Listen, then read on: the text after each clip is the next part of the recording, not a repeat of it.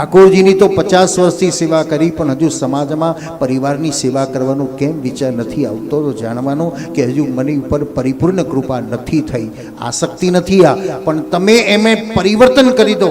એ દીકરો નહીં પણ મારો પ્રભુનું સ્વરૂપ છે, એ પતિ પત્નીની મારું ભગવાનનું સ્વરૂપ છે, એ સમાજ નહીં, એ મારા ઠાકોરજીના વિવિધ રૂપો છે. હું એની સેવા કરું છું.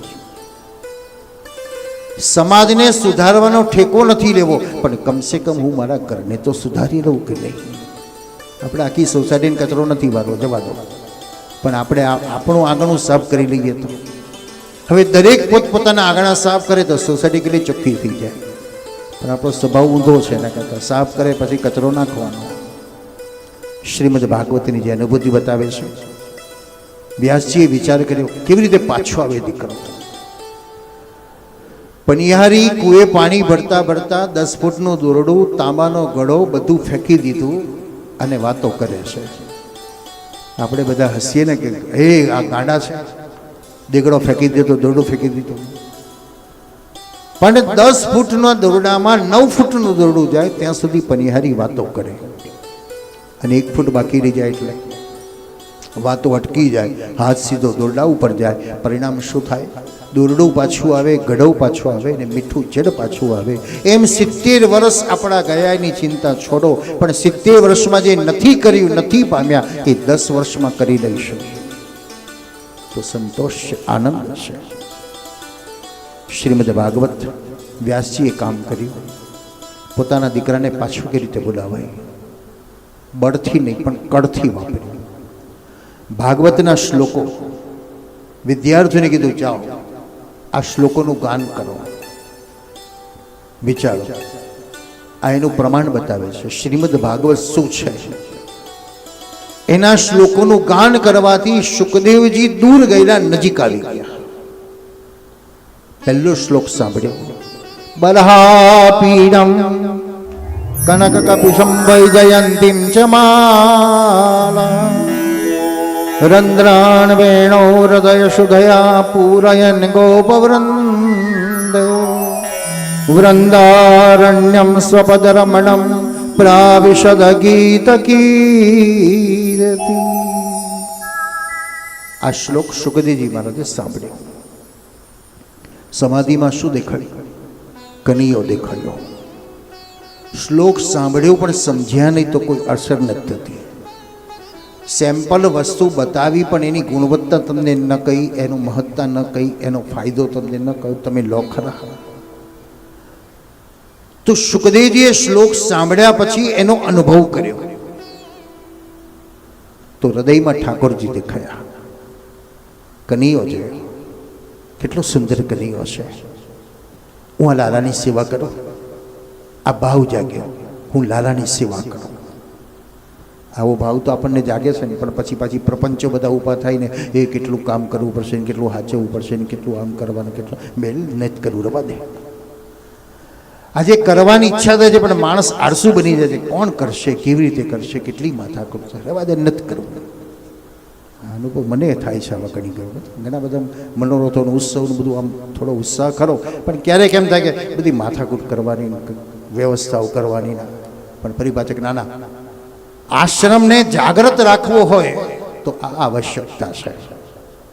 અને તેથી સમાજના મેળાવડા અને વ્યવહારો એટલા માટે છે કે એકબીજાની સાથે મેળા પણ થાય, એકબીજા પાસે મુલાકાતો થાય, એકબીજાના સુખની વાતો સાંભળે, એકબીજા સંપીને રહી શકે. એટલે અવારનવાર પ્રસંગો, ઉત્સવો, તહેવારો બતાવે છે. એટલે જાગૃતતા લાવવી જરૂર છે. અઠવાડિયું તમે સેવા કરી છે ને 1 દાડો 2 દાડો સેવા નહીં કરો તો ત્રીજે દિવસે તમને આળસ આવશે આવશે ને આવશે.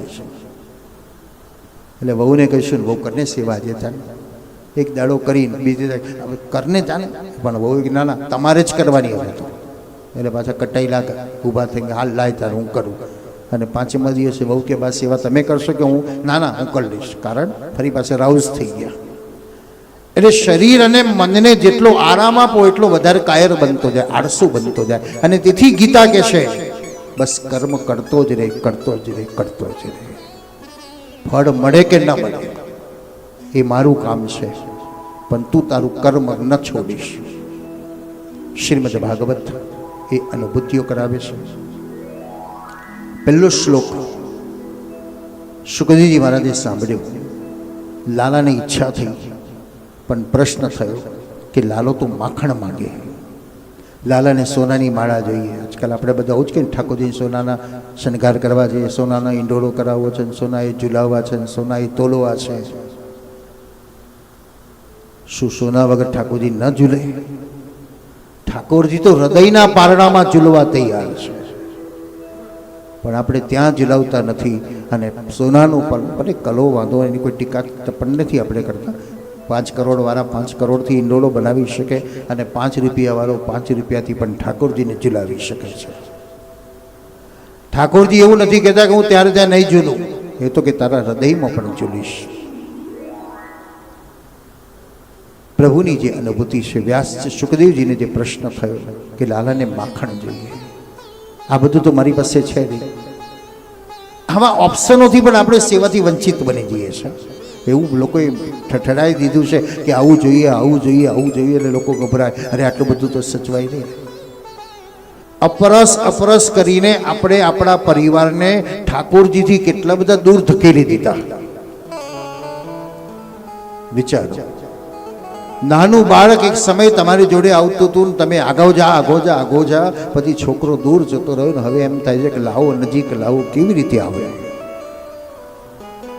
ત્યાં અનુભૂતિ પરિવર્તન કરવાની જરૂર છે કે ઘરના પરિવારને સેવામાં વાળો.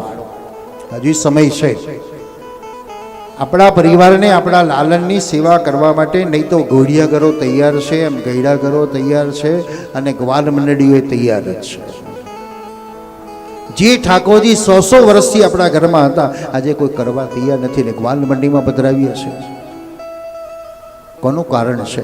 આપણે બાળકોને વાળ્યાની માટે.